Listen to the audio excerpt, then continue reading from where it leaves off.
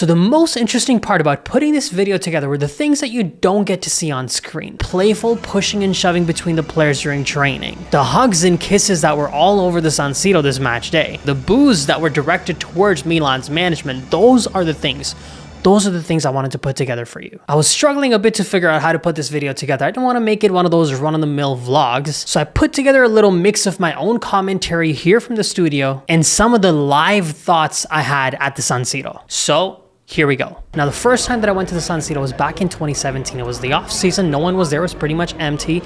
But this view, stepping out from the last station on the purple line, this never gets old.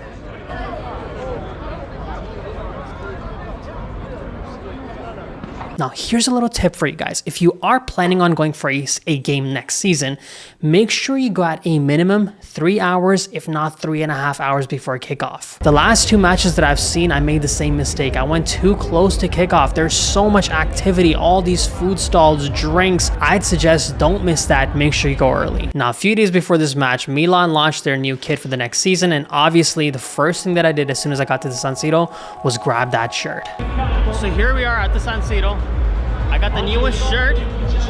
We just picked it up from the Milan store right there. And here it is. And here was the first memorable thing that happened at the stadium. As soon as I walked in, I saw a little bit of commotion. The DJs are announcing things, and so I walk a little close to this kiosk, and right there standing in front of me was the 2-time Champions League winner of Milan, the Brazilian left back in Serginho.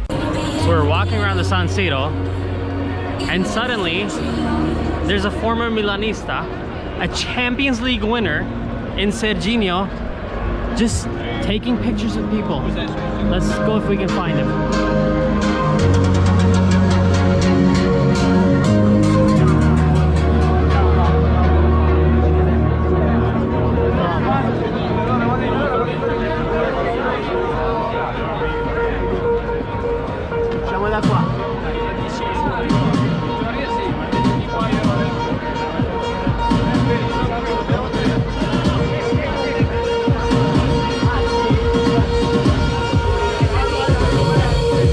The lineup was somewhat long to get a picture with him. It was a choice that I had to make. Either stand in line, wait for that picture, or get inside and get a feel of the San Siro.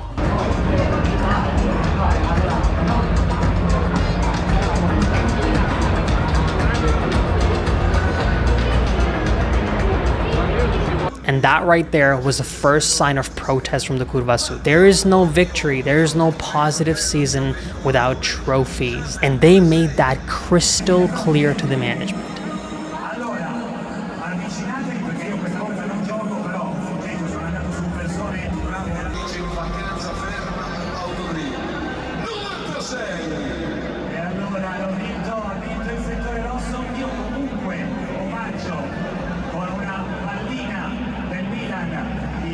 And there was the first sign of those hugs and kisses between the players. Theo Hernandez wrapping his arms around Giroud.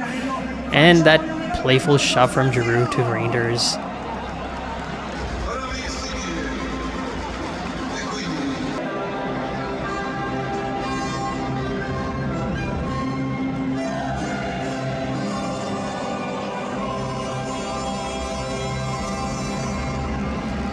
And this was one of those moments that maybe you guys didn't see on TV. But you can see here Olivier Giroud. He's got a bunch of kids. And Olivier Giroud, all the players with their kids, some of the players that weren't even starting were actually in the lineup just with their children. And that interaction with Giroud and his kids, giving his daughters kisses, giving his sons kisses before, the match kicked off. That was honestly just really cute to see.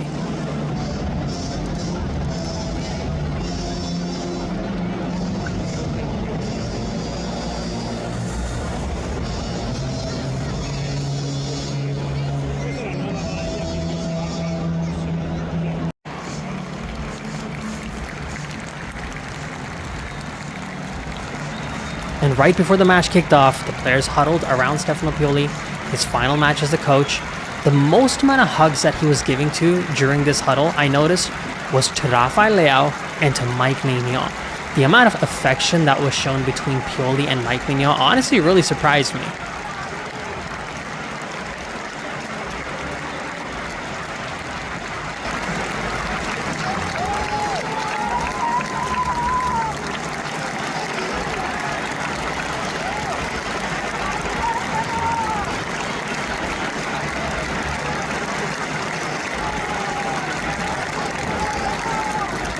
little send-off by the Milan players to Stefano Pioli.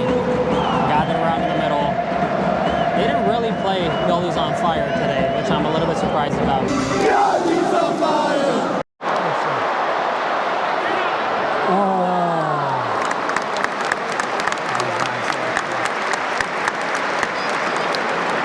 That was some seriously good work from Christian Pulisic. Not quite a goal, but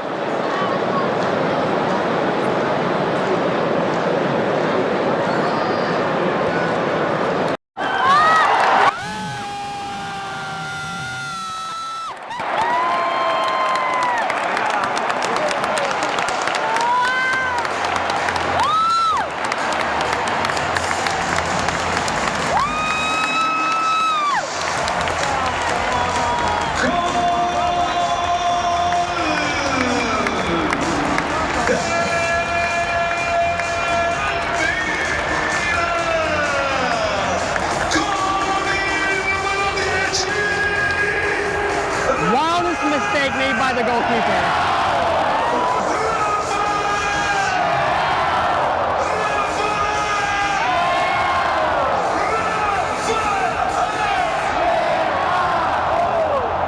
Here it is, 1-0 Milan. And the first thing that the players did, the first thing that Rafa did, he ran to the coach. So any rumors, any talk about their relationship not being good, I mean, he kind of put it to rest right away. And honestly, guys, here's something that you have to appreciate. The pace of Theo Hernandez. If you're in this stadium watching this, it's really something to see. The way that he glides past Salernitana's defense, just the sheer pace that this guy has is scary.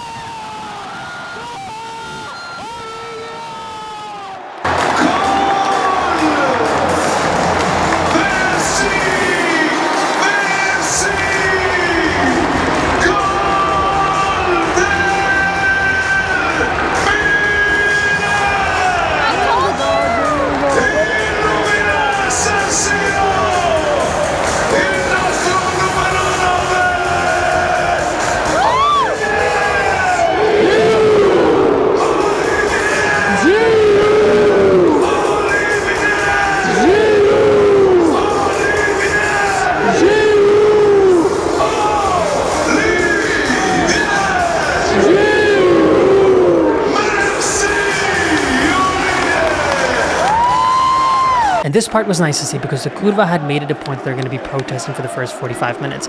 But when Olivier Giroud scored that goal, they came out of their shell and started chanting his name.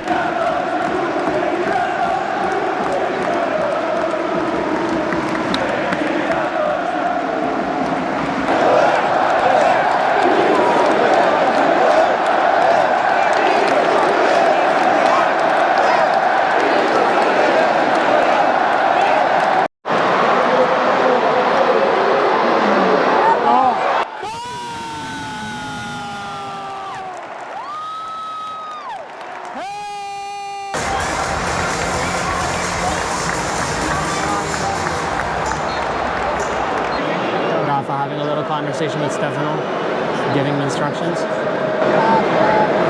But a perfect start for Milan. The Curva have been protesting for the first 45 minutes. The Curva have had nothing to say up until now. Weirdly quiet because you hear a lot of the Salerno fans. Salernitana down 3-0 right now, but their fans are still the ones that are arguably trying to keep it loud in terms of, you know, the Curvas. But the reports are that the Curva Sud is going to be talking more, chanting more in the second half, the first 45 minutes. They are protesting, and they did say, you know what, there's no season without trophies. That was the banner that they put up. Rightly so, that's the banner that should be put up at this point in time. And then it was halftime. It was time to see the players go down the tunnel. Fortunately, I had good seats. I was able to, run right in front of the railing and watch them go there. But then came the logistical issues that exist with the San Siro. This was my one complaint that I had when I went for the match between Milan and Bologna. That complaint still existed this time around. If not, it was way worse because I had a few more drinks in me this time around. So I really had to wait for the bathroom for over 20 minutes of the halftime period. Now let me show you guys something something that a lot of people complain about. There are a lot of people who say that the San Siro, the game's going on there, right? There are a lot of people that say that Milan shouldn't be moving away from the San Siro. And, you know, there's a lot of emotional attachment, historical attachment that makes sense. But at the same time, it's important to remember that these are the problems. If you look behind me, behind the camera, there's a lineup of people. This lineup went all the way to the staircase right here. The entire halftime, there's 2 bathroom stalls that take care of like 200 people.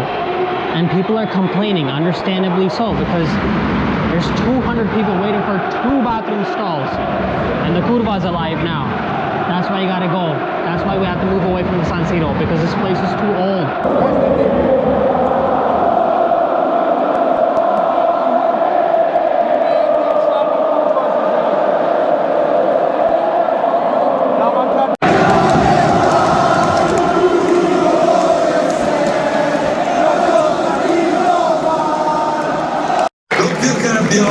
Esce con il numero 46 di Matteo Kjaer, entra con il numero 30 Mattia Kjaer. So it looks like at this point in time, Stefano Pioli has made an adjustment where Christian Pulisic is now going to be playing on the left flank.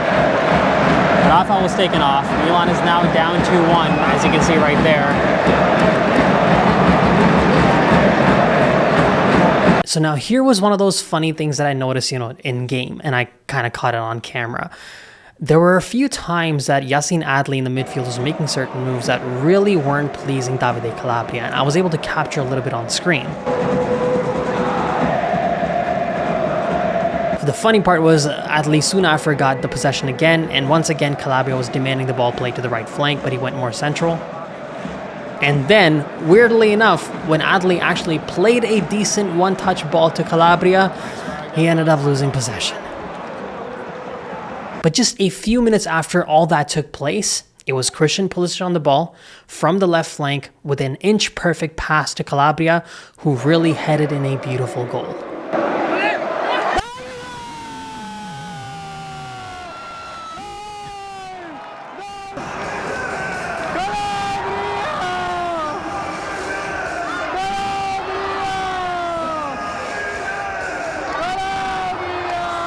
There it is. Well, at least, I don't know if Christian Pulisic is going to score a goal, but at least he gets an assist. A perfect pass for Davide.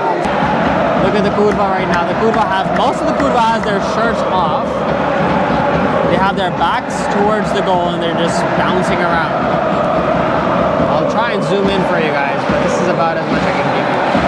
And honestly, guys, I had to capture this. The 38 million euro signing that Milan made back in 2018 gets to make his Serie A debut in front of my eyes in 2024. And let me tell you something, while he was on the pitch, he was conducting and coordinating the backline like the guys Alessandro Nesta. Christian Pulisic. Christian. Oh!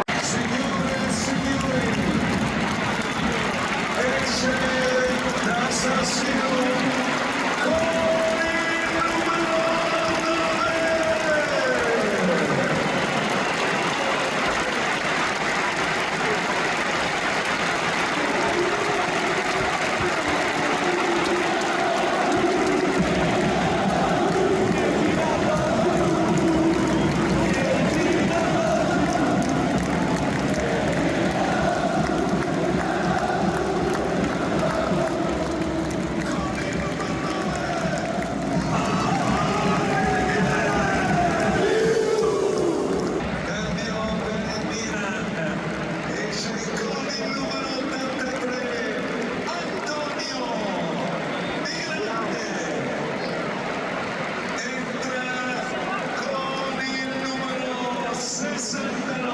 And then came some more of the goodbyes, you know, to Olivier Giroud and to Antonio Mirante. It was nice to see Davide Calabria in both the situations. In the first situation, he gave a little bow down to Giroud. In the second situation, he had his arms up to Antonio Mirante. And in this situation, I actually didn't catch that in the live match, but notice this here, Calabria takes the captain's armband off and puts it on Simon Kjaer. Honestly, a lot of the times we complain about Calabria's leadership, but when it comes to off-the-field stuff, when it comes to the fun stuff, he actually did a pretty good job in this match.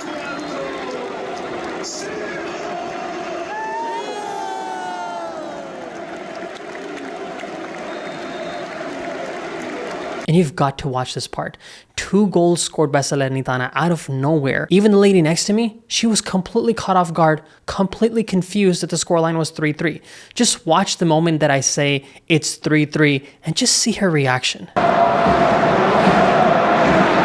It's 3-3. It's a perfect send-off for Stefano Pioli. I feel horrible saying this, but it's a somewhat of an average performance from Milan. We decided to take off Rafael Leao in the 66th minute. I don't think that really helped the team. Milan was up 2-0 when Leao was taken off, and suddenly it's turned 3-3. It's not a good look, especially considering the fact that Rafa was a goal scorer. And quite honestly, if you actually are watching the game here or watching it on TV, I don't think it matters. You can see that there was a drop-off in quality in Milan when Rafa was taken off. Alessandro, Florenzi, Christian! And the only reason that I included this clip in this video is because of how beautiful it looks. The flags from the Curva, from the south side of the San Siro, the players playing. Honestly, guys, going for a match at the San Siro is a visual delight. It's an audible delight. The sounds, the vibrations are insane, but it just visually looks so beautiful too.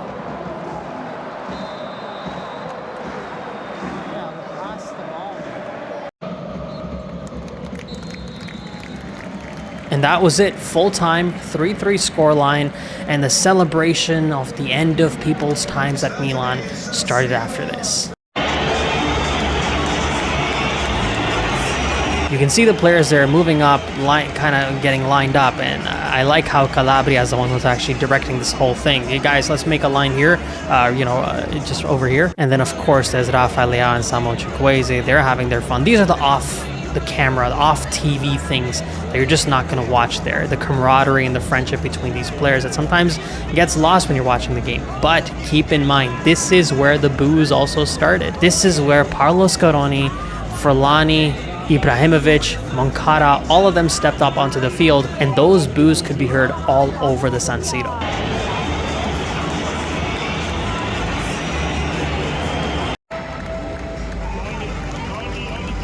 The first goodbye was for Simon Kjaer. Here there was a little bit of confusion. I think Simon Kjaer was expected to just take, the signed jersey and sort of move on, but he wanted to say a few words. Germano Lanzoni was moving on to the next player, Olivier Giroud, but Ibra had to request him to, give the microphone. He wants to say a few words.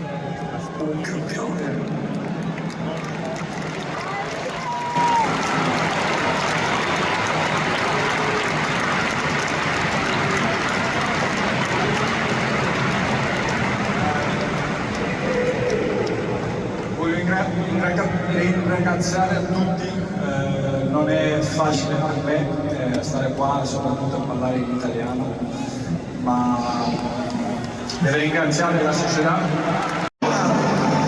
Dimostrazione della sua determinazione, del suo attaccamento alla maglia. In bocca al lupo, Oli, straordinario campione, hai dato tutto per questi colori e rimarrai nell'indelebile galleria dei bomber rossoneri. Merci, merci, stadio di San Siro, accogliamo ancora una volta il nostro numero 9.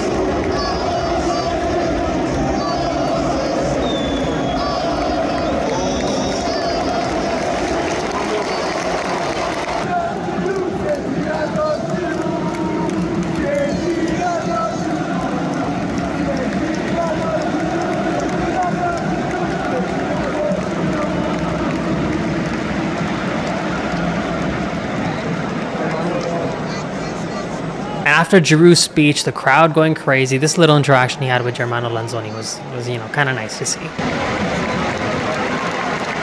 And a shout out to Germano Lanzoni, the stadium announcer of AC Milan. Weirdly enough, he's actually a viewer of the channel. Him and I have had some chats about AC Milan on social media.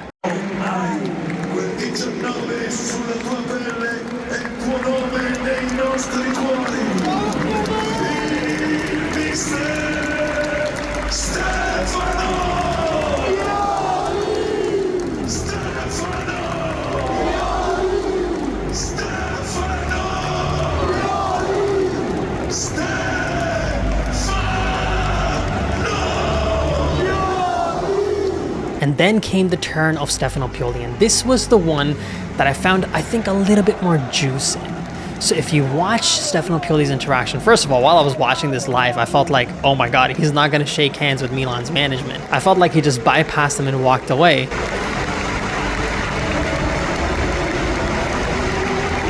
And then I realized he obviously came back, he took the plaque, he gave a hug to Paolo Scaroni. I think, in my opinion, this is just my take, he gave a little bit more of a passionate hug to Zlatan Ibrahimovic.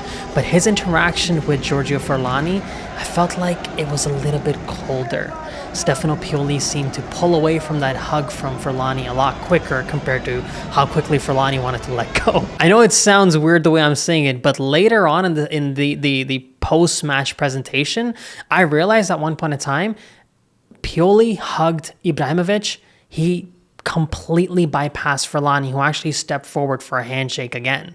And I'll point that out to you guys later in the video.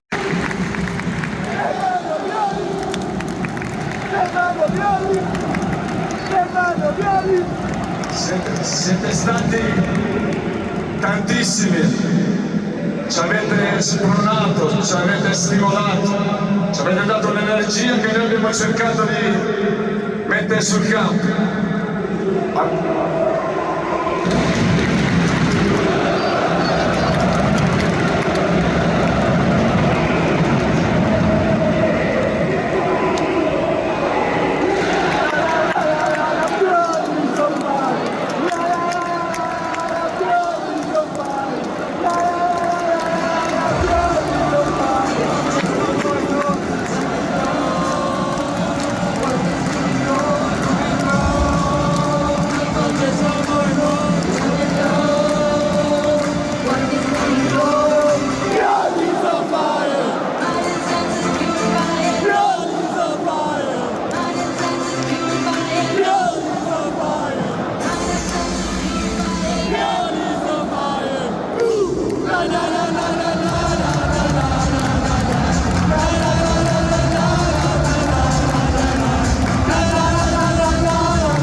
And this was the funny part about the interaction, because I think Stefano Pioli knew that the players are going to come there and try to lift him up. He probably, at his age, I would assume, pure assumption, he might have some back issues.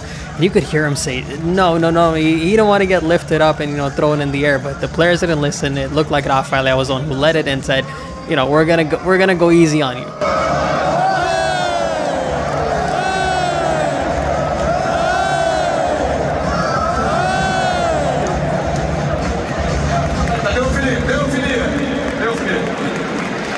Devo finire perché ci tengo.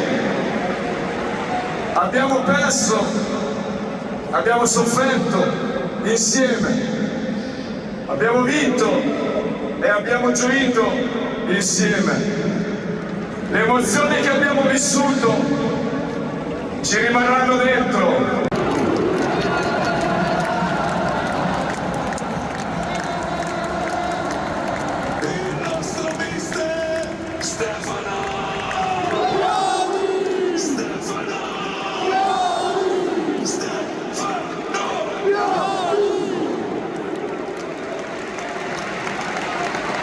And that was more of the moment there.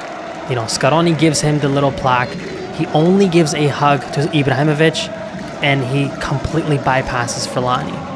And then they just, did a little lap of honor of the field, towards their families, waved, and that was essentially the end of the season.